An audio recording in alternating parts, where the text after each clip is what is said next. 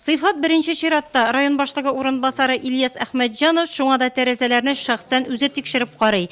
Бүгенге көнгә балалар бакчасы бинасының дивары торгызылган, тәрәзәләре куелган, әмма эчке ягында башкарасы эшләр байтак.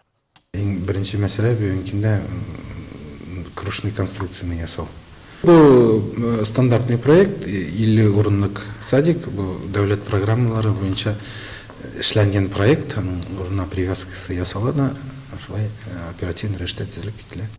Мамук авылында балалар бакчасы бар, әмма бина иске. Гражданнар җыенында авыл халкы район җитәкчелегенә яңасын сорап мөрәҗәгать иткән. Сельчане очень рады, что... Авыл халкы яңа балалар бакчасы төзелүгә шат. Моңа кадәр искесе аерым бинада иде. Аны нефтчеләр мәдәният йортына күчерделәр, анда ремонт ясадылар, үзгәрттеләр. Хәзер балалар бакчасына 31 сабый йөри.